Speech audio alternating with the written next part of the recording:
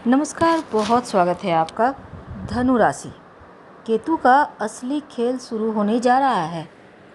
केतु एक रहस्यमयी ग्रह है जो अज्ञात चीज़ों की तरफ, तंत्र मंत्र की तरफ ले जाता है। केतु हमेशा वक्री ही चलता है और आने वाला जो 1.5 साल का वक्त है, केतु आपके लिए कितना फेवरेबल होगा और किन बातों का ध्यान रखकर आप केतु को बेहतर कर सकते हैं। देखिए धनु वालों, केतु आपके नवम भाव में गोचर करेंगे, जो कि भाग्य का भी भाव है, धर्म का भाव है और काल पुरुष में बृहस्पति इस भाव का स्वामी भी है। तो केतु आने वाले जो 1.5 साल है, इसमें आपको धार्मिक स्थान की यात्रा करवाएगा या लंबी तीर्थ यात्रा करवाएगा। मन धर्म की तरफ आपका ले जाएगा। प्राणायाम वगैरह करेंगे, अपने जो आपकी प्रथा है, जो आपका चल रहा है पुरानी चीज़ें, उससे आपको जोड़ेगा। अब देखिए, पूजा पाठ घर परिवार में हमेशा करेंगे, आपको अच्छा लगेगा धर्म स्थान पर जाना। और अकेले रहना आपके लिए बहुत बुरा इसमें आप महसूस करेंगे, इसलिए अपनों के साथ रहें तो आपके लिए बहुत उत्तम।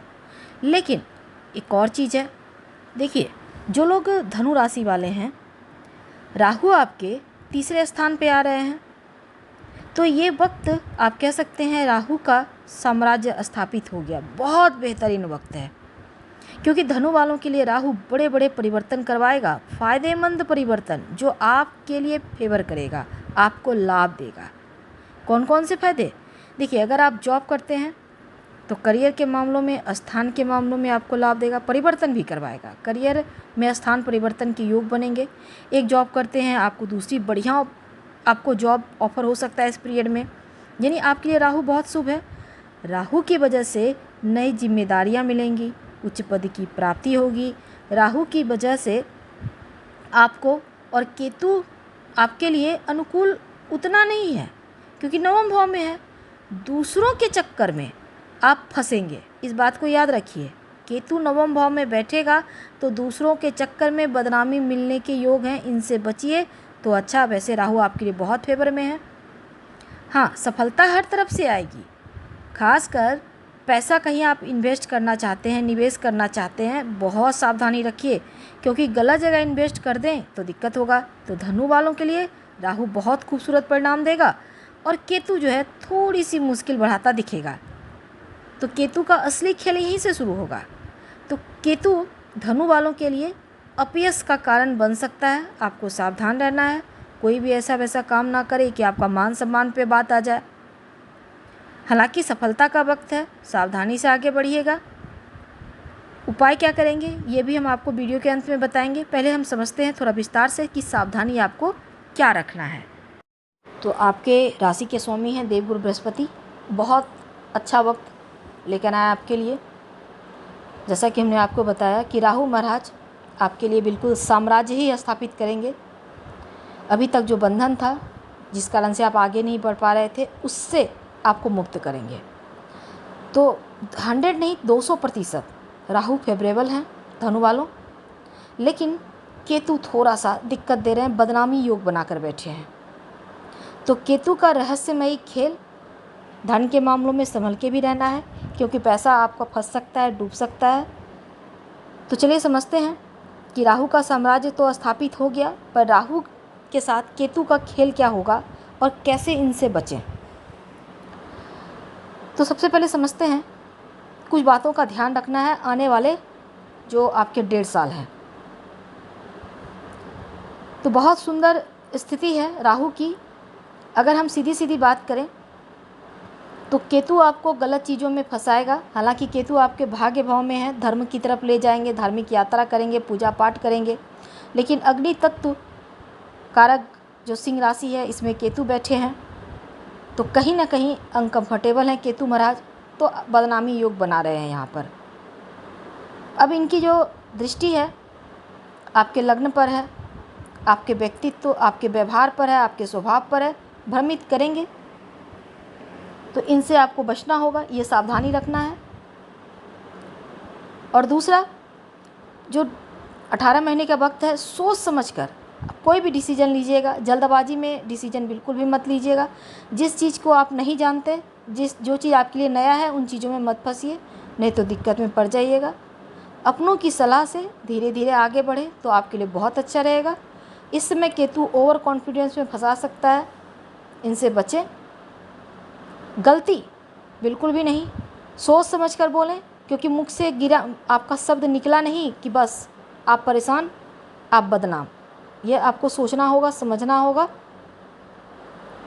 बड़ी बड़ी नकारात्मक यहाँ पर स्थितियाँ बनी हुई हैं।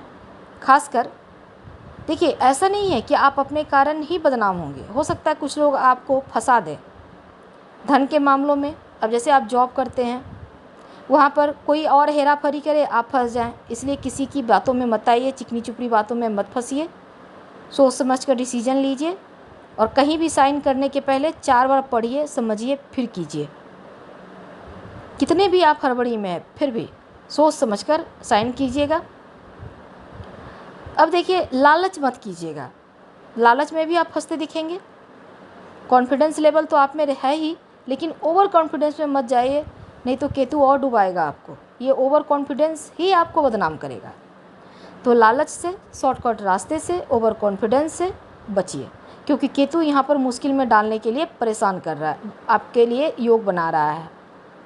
तो अब देखिए, एक और चीज़, नशे में मत फंसिएगा, तंत्र मंत्र की तरफ मत जाइएगा, क्योंकि बहुत सारे लोग उल्टे सीधे काम करके डूब रहे हैं, बर्बाद हो रहे हैं। आपको इसमें नहीं जाना।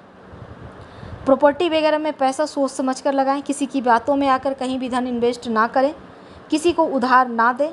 आने वाले जो 1.5 साल का वक्त है, अपने दिमाग का यूज करें। केतु महाराज यहाँ पर घेरने का प्रयास करेंगे, शॉर्टकट का रास्ता या बड़े बड़े सपने दिखाएंगे, भ्रमित करेंगे, इनसे बचें। शॉर्टकट के रास्ते पे मत चलिए, नकारात्मक दृष्टिकोण आपको डुबा देगा। और नशा तो बिल्कुल भी नहीं करना, गलत संगति से बचें। ऐसे लोग जो आपको हमेशा लगता है सही नहीं है, तो सही नहीं ही है।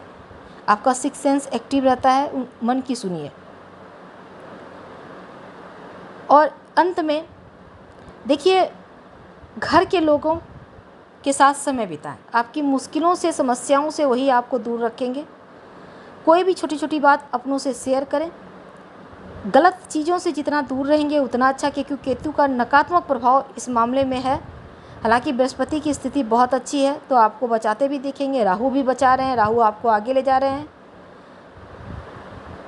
इसमें सबसे बड़े फोकस ये है कि मेहनत कीजिए, आलस्य ना करें, सकारात्मक रहें, पॉजिटिव सोच रखें, अपनों का साथ लेकर चलें, हर छोटी बात अपनों से शेयर करें। जब आप अपनों को वैल्यू करते हैं, अपनों के साथ होते हैं, तो बाहर वाला चाहकर भी आपको परेशान नहीं कर सकता है। तो सकारात्मक दृष्टिकोण से आप आगे बढ़ सकते हैं, आपको ये समझना होगा। और राहु का साम्राज्य तो चल ही रहा है। उपाय के तौर पर सफ़ेद चंदन का टुकड़ा ब्लू कलर के धागे में लपेटकर अपने पास में रखना शुरू कर दें और हल्दी का तिलक माथे पे या कंठ पे लगाइए, तो आपके लिए बहुत उत्तम रहेगा। धन्यवाद, हम फिर मिलेंगे।